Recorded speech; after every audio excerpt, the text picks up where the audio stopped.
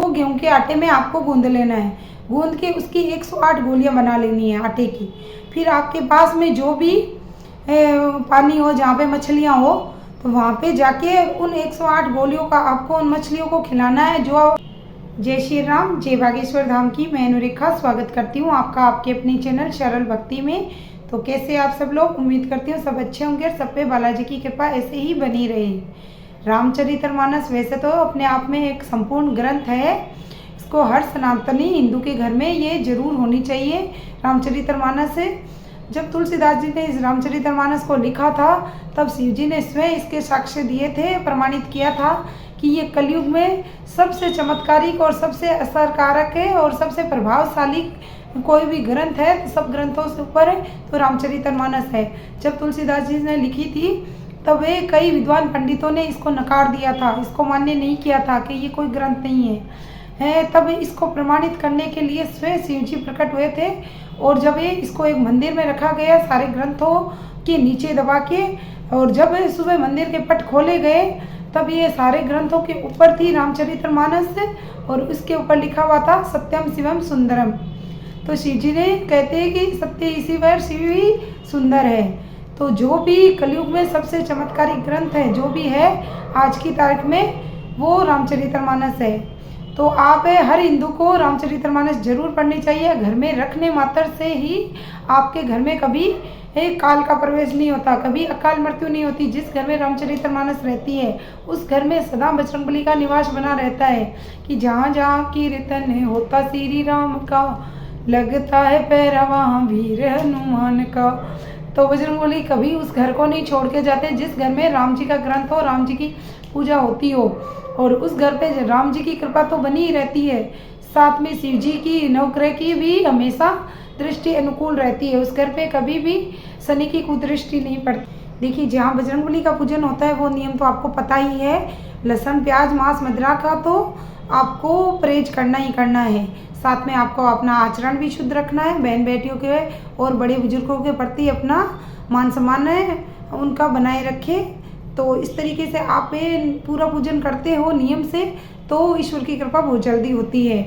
देखिए, आप पूजन भी कर रहे हो और आप किसी के साथ दुर्व्यवहार कर रहे हो, किसी के साथ धोखा कर रहे हो, तो फिर भी आप ईश्वर की कृपा कैसे प्राप्त होगी।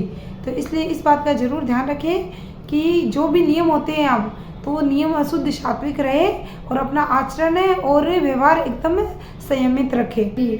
तो आइए, रामचरितमानस का मैं आपको एक ऐसा उपाय बताऊंगी। अगर आपके जीवन में वैसे तो सारी समस्याओं का हल है रामचरितमानस, सारी परेशानियों, सारे सवालों का जवाब आपको रामचरितमानस में मिल जाता है। अगर आप समय निकाल के इसकी 2-2 या 5-5 चौपाई ही रोज नियम से पढ़ते हो तो, अगर नहीं भी पढ़ते हो और अगर आपके घर में रखी हुई है और आपकी नित्य पूजा करते हो तो भी आपके राम जी और बालाजी की कृपा बनी रहती है। वो हमेशा एक बार जरूर आते हैं बजरंगबली उस घर में। तो आपको, अगर आप भी जीवन में बहुत परेशानियों से घिरे हुए हैं, आपको कोई समस्या का हल नहीं मिल रहा है और आप जीवन में बहुत निराश हो चुके हैं, तो मैं रामचरितमानस का आपको एक ऐसा उपाय बताती हूँ जिसको आप, अगर 108 दिन का ये उपाय है। देखो, कुछ बड़ा पाने के लिए कुछ तो समर्पण करना पड़ता है। देखो, कुछ नियम के करे बगैर तो कुछ हासिल नहीं होता है। या तो आप नियम से कुछ कर लो या फिर आप पूरे समर्पण से कर लो। 2 ही तरीके होते हैं भगवान को रिझाने के लिए। या तो आप नियम फॉलो करो या फिर आप अपना जी जान से पूरा एक प्रेम पे भगवान रिझ जाते हैं। उसमें आपको नियम की जरूरत नहीं होती है, बस आपके भाव निर्भर करते हैं। आप उस भाव में मगन होकर आप भगवान को जैसे भी जिस भी अवस्था में पुकारते हो तो ईश्वर को आना ही पड़ता है। तो जित भावना हो सके तो नियम करो, तो एक तो करना ही पड़ता है। तो मैं आपको रामचरितमानस का आज एक ऐसा उपाय बताऊंगी, अगर आप इसको करते हो तो आपकी जीवन की जो भी परेशानियां हैं उसको संकल्प के साथ करते हो तो ये जो रामचरितमानस से पूर्ण होते होते आपका वो काम में 99% हो जाता है। तो ये किसी सिद्ध महात्मा का बताया हुआ है, आज मेरे ध्यान में आया था तो मैं सोचा आपके साथ शेयर कर दूं। ये वैसे मैंने भी किया हुआ है, वैसे मैं रामचरितमानस का पाठ करती हूँ और ये उपाय आप जरूर करें। तो इसके लिए आपको करना क्या है, शुक्ल मास का महीना, बड़ा महीना हो, जैसे अभी वैशाख मास चल रहा है और अभी शुक्ल पक्ष आने वाला है अमावस्या के बाद में, तो शुक्ल पक्ष का दिन देख ले और मंगलवार का दिन हो। मंगलवार बालाजी का होता है, तो बालाजी को तो आपको करना क्या है, संकल्प लेके इसका पाठ आरंभ करना है। तो ये पाठ आपको 108 दिन के अंदर रामचरितमानस का पूर्ण करना है। तो इसके लिए आपको राम दरबार का तो पूजन करना ही है, साथ में बजरंगबली की भी स्थापना करनी है। तो इसके लिए आप उस हिसाब से इन्होंने पहले डिसाइड कर ले कि आपको कितना पाठ रोज करना है।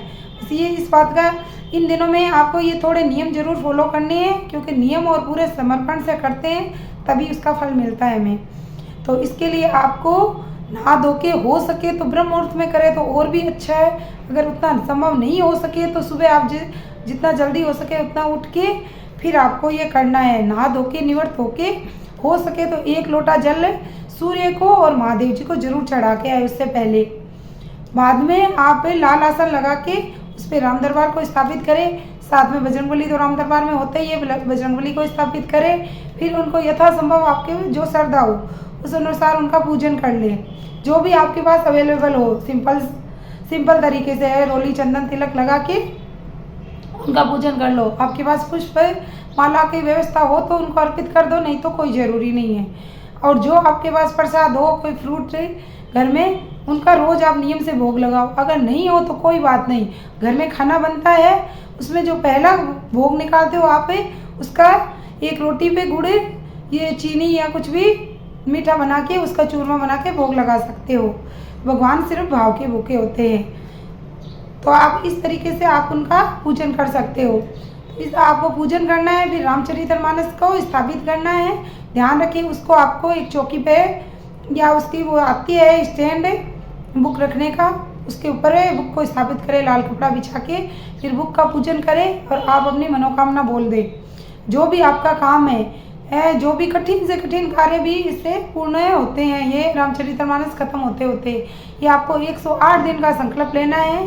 पहले आप गुरु को प्रणाम करें, फिर गणेश जी को, कुलदेवी को प्रणाम करके और राम जी को, बालाजी को, सबको प्रणाम करके उनको साक्षी मान के संकल्प ले कि मैं 108 दिन में ये पाठ पूर्ण करूँगा और मेरा ये जो कार्य है ये आपको करना है। और अपना नाम, गोत्र, स्थान वगैरह सब बता दे भगवान को।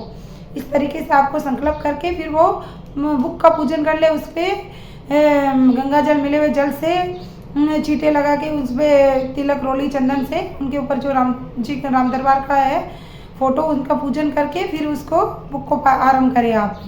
तो आपको आप अपने हिसाब से डिसाइड कर ले कि आपको इसको 108 दिन में किस तरीके से कितने आप पाठ करोगे तब आपका ये पूर्ण हो जाएगा। तो उस हिसाब से आपको 108 दिन में इसको पूर्ण करना है। ये 100% आजमाया हुआ है। वैसे तो रामचरितमानस आप वैसे भी बिना किसी नियम के भी पढ़ते हो तो भी आपको इसका कई गुना फल मिलता है। तो आप ये इस तरीके से संकल्प लेके करते हो तो आप जिस मनोरथ से भाव से करते हो वो आपका जरूर पूर्ण होता है। फिर आपको जब पूर्ण हो जाए 108 दिन में रामचरितमानस पूर्ण होने के बाद में आपको क्या करना है, पहला काम तो ये करना है। फिर उसके बाद आपको 108 दाने लेने जौ के, 108 दाने लेने हैं चावल के। ध्यान रखना चावल साबुत होने चाहिए। गिन के दोनों 108 दाने लेने हैं। फिर उसको गेहूं के आटे में आपको गूंद लेना है। गूंद के उसकी 108 गोलियां बना लेनी है आटे की। फिर आपके पास में जो भी पानी हो, जहाँ पे मछलियाँ हो, तो वहाँ पे जाके उन 108 गोलियों का आपको उन मछलियों को खिलाना है जो आपकी मनोकामना है उसको बोलते हुए। तो इस तरीके से आप उनको खिला दोगे तो आप यकीन मानिए ये वैसे तो करने से पहले आपका काम हो जाता है। अगर नहीं हुआ है तो आप उनको खिलाइए और बहुत जल्द आपका काम पूर्ण हो जाता है। फिर जब ये रामचरितमानस पूर्ण हो जाए तो आप मंदिर जाके यथासंभव दान जरूर करें। या तो बंदरों को खाना खिलाए, बंदरों को फ्रूट्स वगैरह खिलाए गए और जितनी आपकी श्रद्धा हो उतने मतलब भिखारियों में जो भी गरीब है उनको दान दक्षिणा जरूर दे। मंदिर में भोग जरूर लगा के आए बजरंगबली को और राम जी को। तो इस तरीके से आप ये उपाय करते हो तो राम जी के साथ साथ बजरंगबली की और भोलेनाथ की भी कृपा होती है और आपका काम 100% बनता है। तो ये उपाय जरूर करें। वैसे तो हर सनातनी को, हर हिंदू को रामचरितमानस का पाठ अपने घर में जरूर करना चाहिए।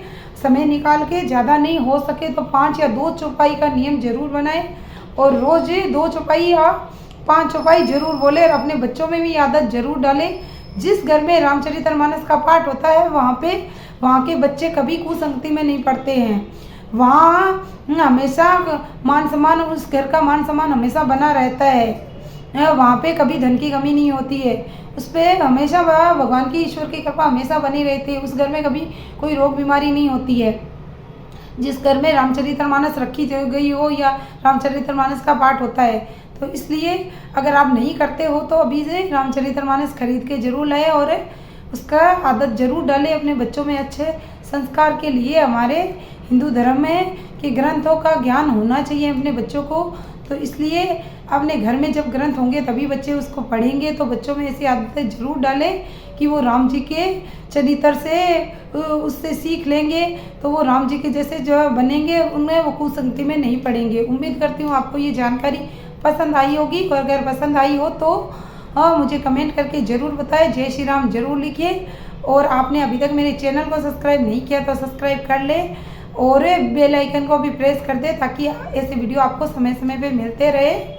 अगर वीडियो पसंद आए तो मुझे कमेंट करके ज़रूर बताएं। मैं ऐसे वीडियो लाती रहती हूँ, तो चैनल को सब्सक्राइब करके ज़रूर रखें।